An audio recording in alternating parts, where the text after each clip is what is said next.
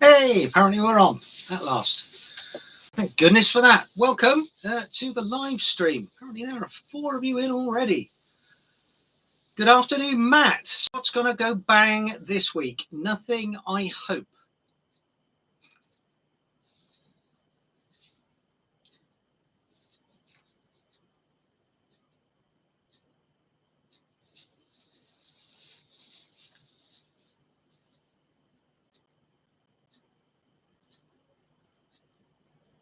Who else is with us?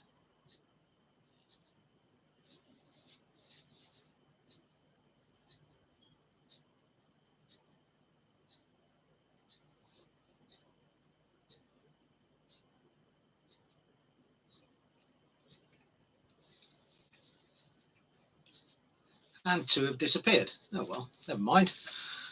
Matt, to answer your question, I don't know whether you saw my WhatsApp message, but the Raspberry Noah, there was no change to the hardware, but it is a Raspberry Pi 4.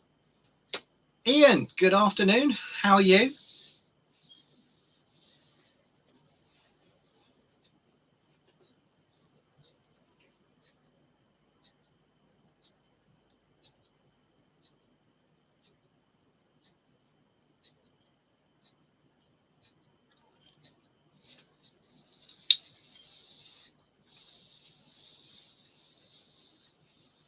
I'm good. Yeah, I am good. Had a little bit of success with this TV set. That's the guts out of the Bakelite one that you saw last week. So it's coming along. Nothing drastic that we can't cope with yet.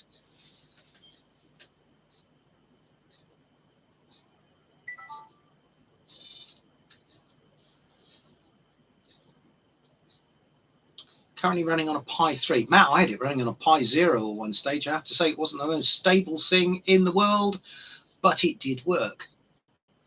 It needed an odd reboot. In fact, I think I set a cron job to reboot it at midnight every day. Actually, let's have a quick look and see how our pictures are in fact doing. Oh, we can shut that off. We don't want that, otherwise I should be feeding back. What do we want?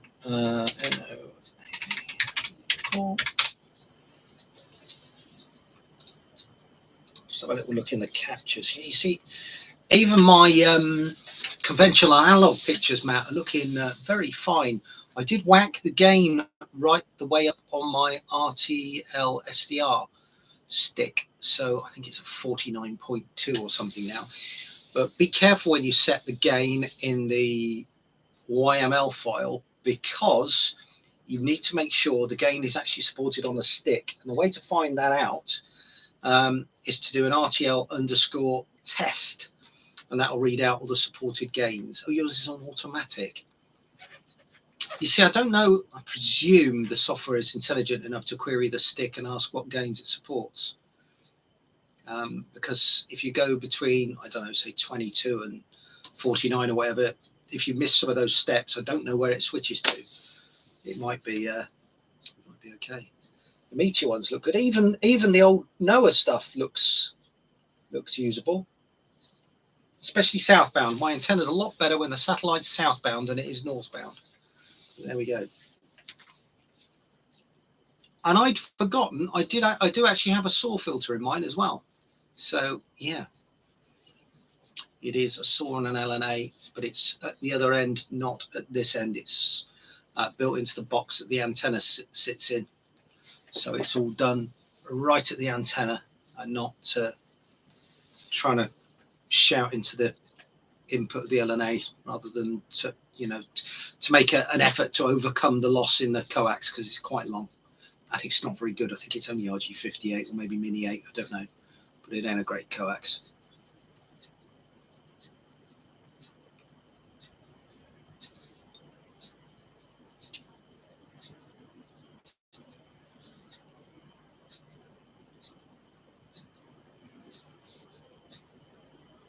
Why would you want a wideband FM filter when you've already got a SAW in there? Shouldn't be getting through anyway. But yeah, definitely before the pre-out.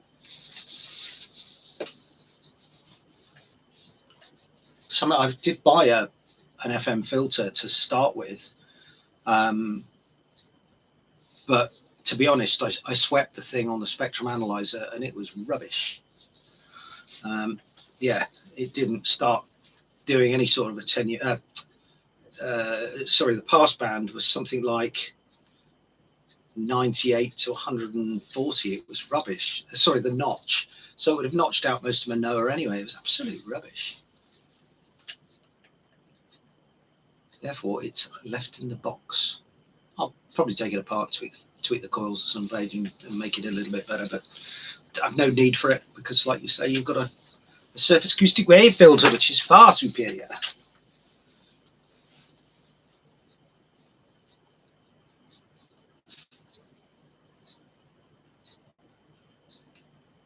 Yeah, you see Poxag's not that far out of band either. Yeah. The line output transformer pickling experiment, if you were here last week, that's coming on nicely. This is the second change of stuff. I changed this afternoon and it's already got a sort of unpleasant, how am I going to put that without being rude? Yes, it's if you were passing that, you'd go and see a doctor, wouldn't you? There we go. But that's coming on. It takes such a long time to do these old tellies. I'm just actually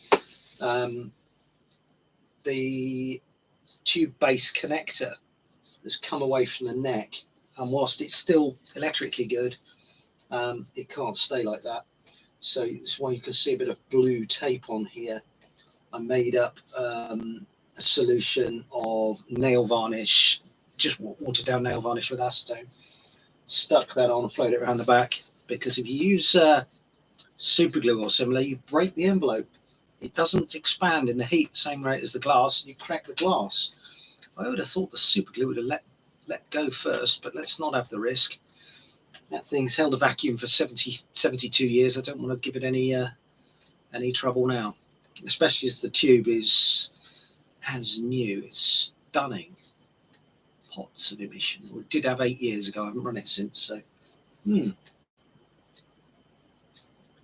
it is getting there.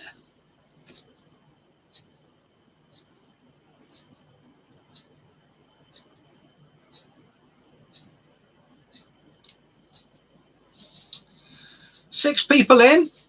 Make yourselves known in the old chat. It might be Norman. Now, Norman hasn't subscribed. It's free, Norman. Go on, hit the subscribe button. But if you are, Norman, give us a shout on WhatsApp. Look, that'll be the easiest way to do it. He often lurks.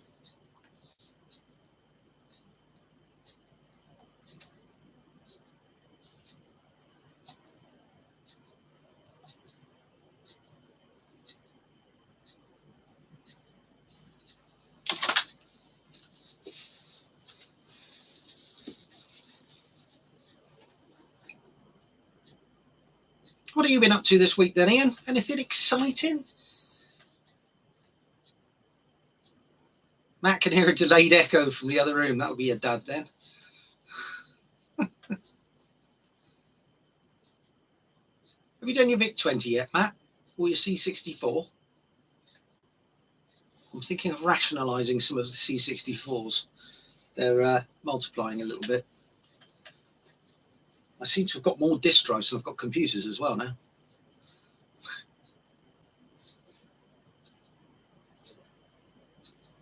Still sat in the box it arrived in. Come on, crack on.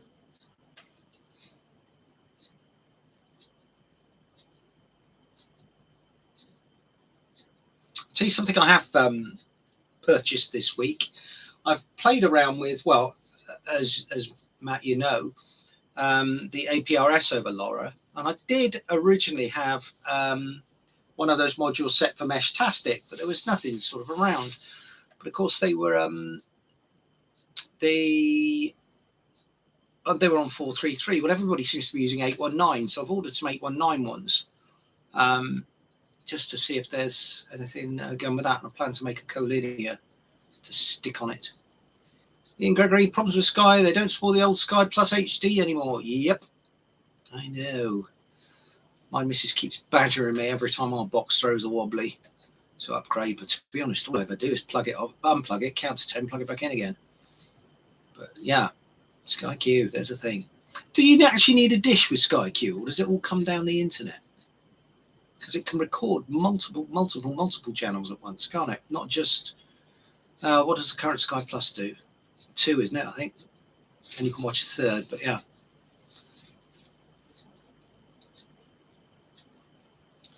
Just purchased another monitor for the PC to make it 3 screens, and I may or may not have just bought a 4th. There was once an interview done with Terry Pratchett, and he used to have 9 screens sort of towering above his desk. And somebody said, Terry, why have you got 9 screens? He said, because I haven't got room for 12. Ian Gregory, didn't work. Sky Q needs a new dish. No. Might need a new LMB, but the dish is the same. But 27 monitors. Must have more GPU than CPU, doesn't he? That's madness. Talking of little monitors, something I did buy from our friends in China was some of these tiny little 3.5-inch displays that use on your Raspberry Pi. Let me find a suitable USB. Let's lose the on-air sign for a second. But yeah, these are quite trick, and they were like £7. I'll leave it there for a second while it boots. I bet you it's upside down. But anyway, yeah. Very impressed. £7. Not huge. It's only 320 by 480 or something, but yeah. Got one of those displays on the ADS-B. I plan one is going on the Direwolf. The other one is going to go on another APRS VHF project I've got coming. In fact, it's a bit of a UHF VHF thing, but yeah. I will. I'll go more into that at another time when it starts to happen. And it is, of course, upside down. But I thought, what a sweet little display.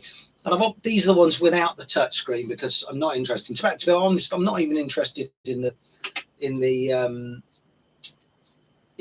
just going to disconnect that.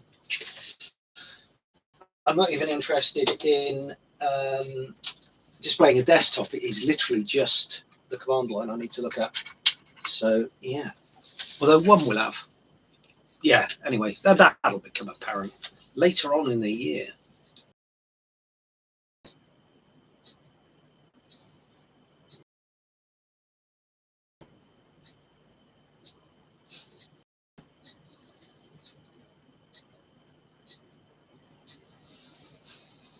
Five of you watching. Who are you? Obviously, we've got Stuart lurking in the background, if Matt can hear the echo from the other room.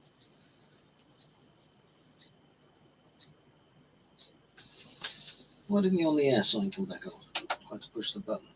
No, there we go.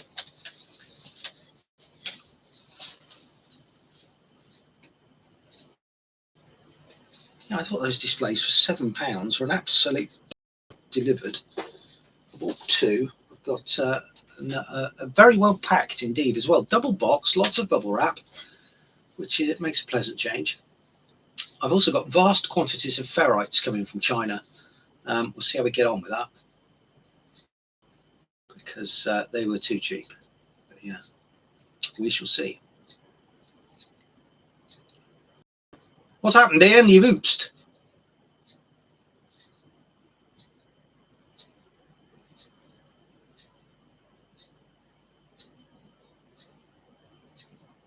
Wave share versions are expensive. Is that the days, or are we talking about ferrites, Matt?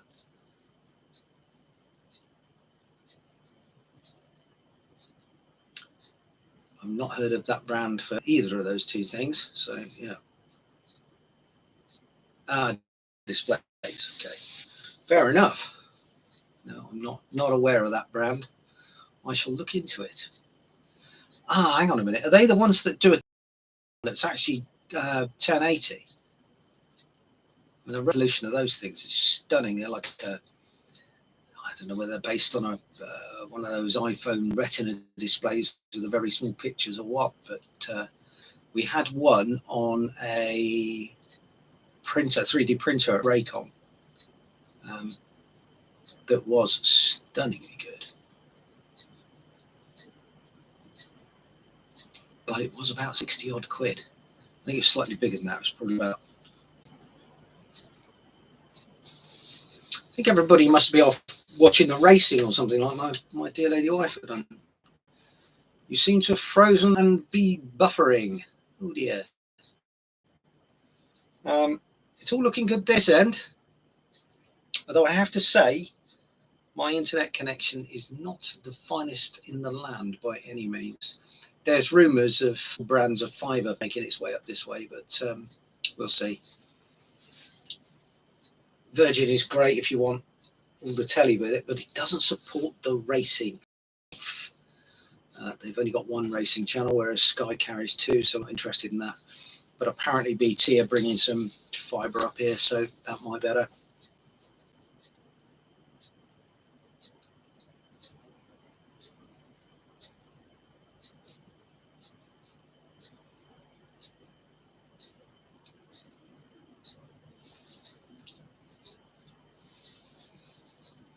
Frozen and buffering too here. It's me then, isn't it? That's disappointing. Yeah, not a fat lot I can do, really.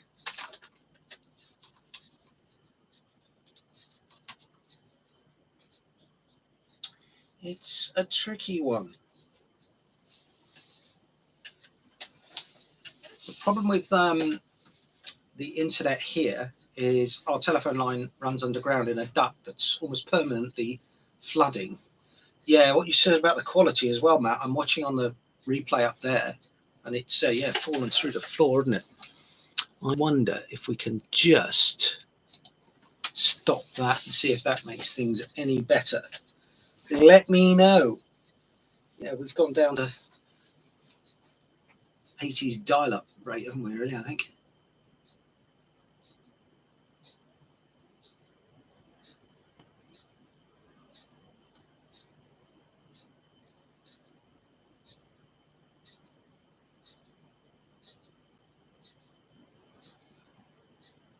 Is it any better, Matt? Let me know. It does seem to be improving, yeah. What happens is the duct our phone lines run in, it's broken. And this end of the street will really suffer as soon as it starts raining because the duct fills up with water. And then it gets rubbish. And it's been rubbish for a while. So much so I actually couldn't watch YouTube videos this morning. But it's just junk. Sooner we get fibre up here. Well, fibre that doesn't sign me in forever. Maybe we'll have it. I don't know. But yeah, it ain't great. Time will tell. It will indeed. Yeah. What else have I got that's new? Well, not really, I don't think. Yeah. Oh, I've settled my eBay problem with these buck converters I showed you last week. Not buck converters, boost converters I showed you last week. He refunded me fully for the two ones, so I got one good one and two ones that I suppose I'll have a look at repairing when the time comes. I need to get this TV set finished and off the bench. Oh, that's unpleasant, Matt. Silvers were blocked on all the underground tape. Seems better for the old bloke H as well. Good. Yeah, what I've done is I've actually just stopped the monitor on that. I can still see the chat running, so I don't keep having to crane my neck over to that one. Try and make a job of it, eh? So yeah, I've stopped that, so it's probably not pulling the bandwidth in that it was. Not that the two should overlap, really, unless there's a lot of errors on the channel, which there may well be, because it is rubbish. I only ever get about 30 meg when it's decent. which is all I pay for, so I shouldn't be moaning. But yeah, I can get a bigger connection in here, and this proves popular, then maybe we will. Right, we've got 7 of you in, and only 2 of you have clicked the thumbs up button. Go on, get working. 250 meg here when it's at its best. Well, that's plenty. There's only 4 of you in the house, isn't there? That's plenty.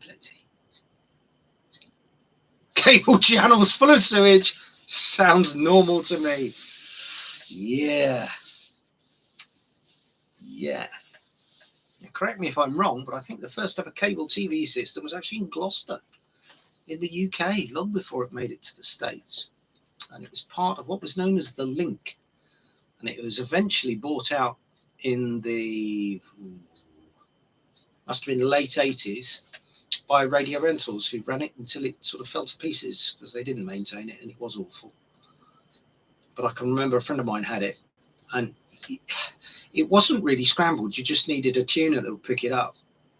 So sort of multi-norm TV set with a VHF tuner in it here in the UK, they would quite happily tune it in, and then you knew somebody to, quote, get you on the link, who sort of was equipped with a pair of cutters and went and snipped the links and would put a T-piece in.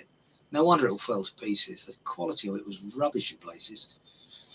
But yeah, they used to, and I remember sitting in a mate of mine's house watching Blake 7 reruns on it. So yeah, sewage indeed. Oh, there's 6 of us in, Matt, according to my stats. And 3 of you have liked it. Thank you very much. That's wonderful.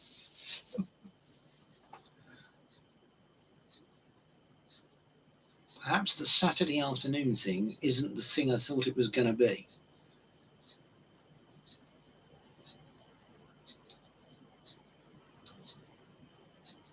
Oh, in these premises, sorry. There's only 3 of you in the house. You've got 250 megabits. That's plenty.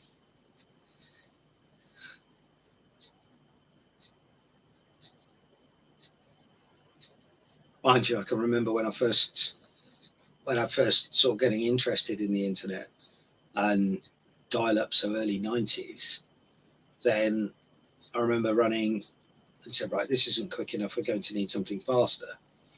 So I had not ADSL. What was it called? Big box on the wall. British Telecom had it. Can't even remember what it was called now. That gave me a 96k connection, and then I had it, and then I doubled it up, so it was 190 whatever it was K connection. And then broadband arrived, and I remember that being, well, broader band, that being a company called Geo Internet was the first to offer it in Cheltenham, I think, and it was 256 kilobits, which was lightning fast at the time. What was it called? Big grey box on the wall, British Telecom written on it. Oh, memory. Still on overhead cable. There's a lot to be said for it, Ian, honestly. You could, of course, you could string fibre up there, no problem at all. Without all the hassles of having to dig the ground up. What have you ordered from Amazon then, Matt?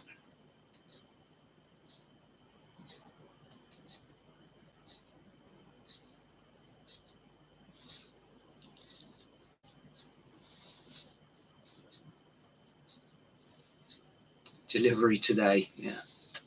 I've just actually sacked off my Amazon Prime account because, well, the telly programs are quite frankly rubbish, and I never use that service anyway, really. And then I had, but I did used to enjoy the next day delivery, but they don't seem to want to be bothered supporting Prime for that anymore. So I thought, well, blow this. And then I ordered some parts.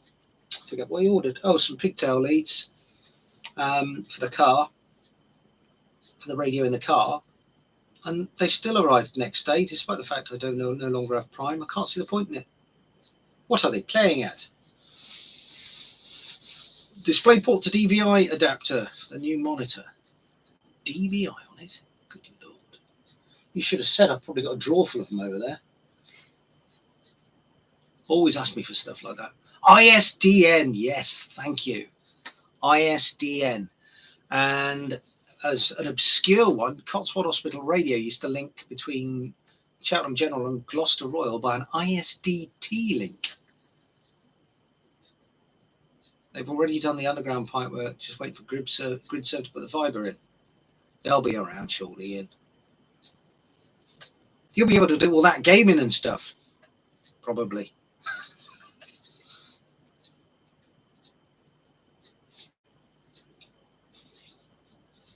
Not really ever got into online gaming. Never got into it. 2 years, apparently. Wow.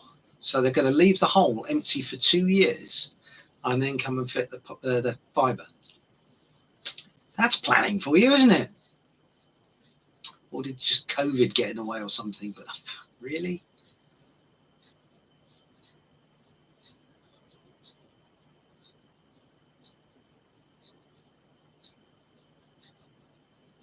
I mean, if you've got overhead, just put fibre up there with it, surely. I see lots of posts on the Dull Men's Club on Facebook about what's this box appearing on my telegraph pole. They've got an overhead copper and they're moving it to overhead fibre.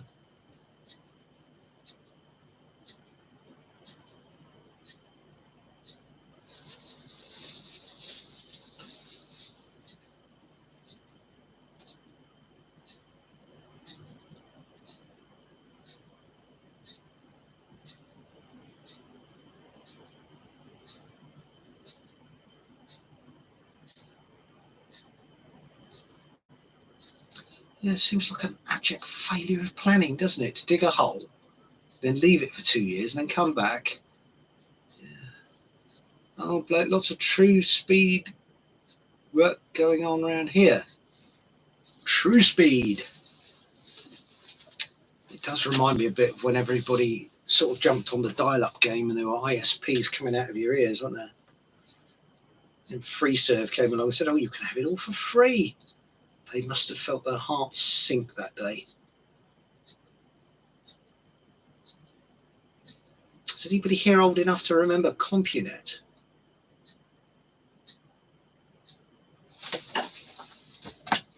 Amazon's parcels turned up for Matt.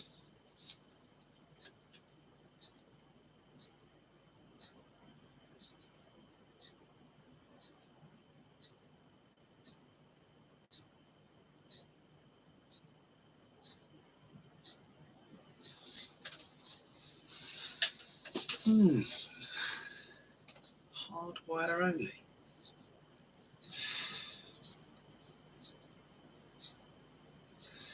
Does sound like somebody hasn't quite thought this through, doesn't it? We've got Virgin here, but like I said, the TV service doesn't satisfy the long and suffering Mrs. Dawes' exacting requirements. So that's how it. But there's a few people down there who've been very pleased with the speed of the internet. They did have a bad rap at one stage, didn't they, Virgin? I think they got a slap on the wrist for slowing people down to support more clients at less speed during the evenings or whatever. I think that was it.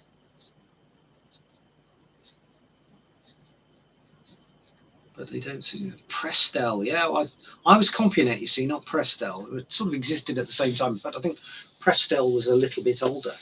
But there used to be a computer shop. And it was right down on Gloucester Road at the bottom of Cheltenham called Screen Scene. They used to sell and rent TVs as well. But it was more of a computer place in the 80s. And they had a Prestel mailbox. Very exciting. And I remember having to go in there and find and purchase a 2SD 880 transistor from there to repair a VIC-20 for a friend of mine when I was a kid. Screen Scene, yeah. Right at the bottom of town. Lovely people to deal with. There was another computer shop in Gloucester called Milliquip, who I think did a lot of Commodore stuff, but I mean, they were going back to the ages of PET.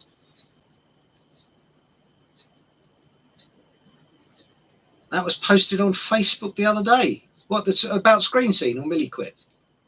I haven't seen that. Was it on one of those history sites? I generally distance myself from those on account of people have a little bit of rose-tinted vision about how bad things weren't in the 50s. Screen Scene, yeah, there you go. Great name for a shop. Did I comment on it? Somebody must have tagged me in it. There you go. I don't remember doing that. It's the smell of acetone in here, I think.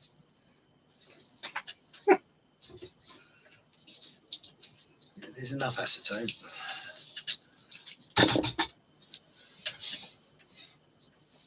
So I should crack a window.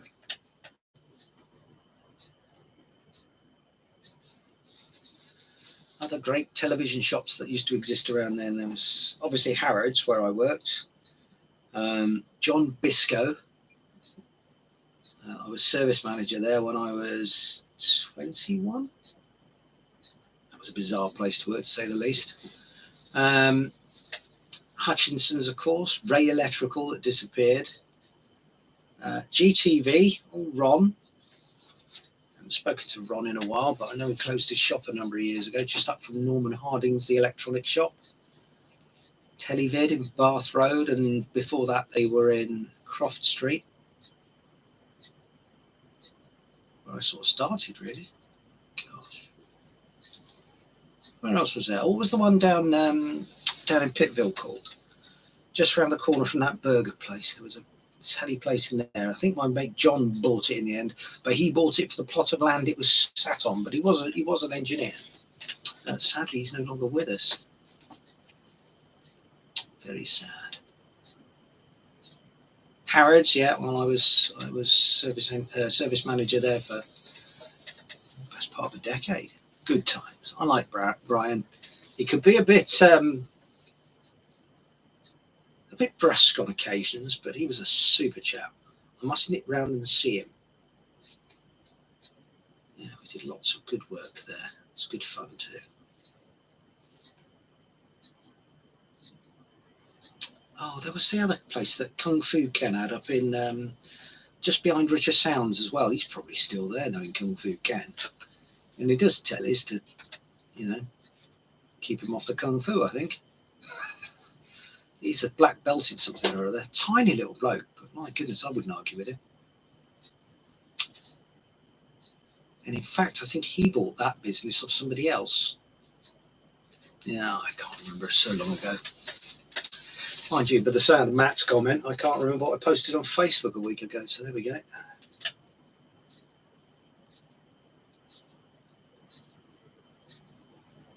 TV shops of the past.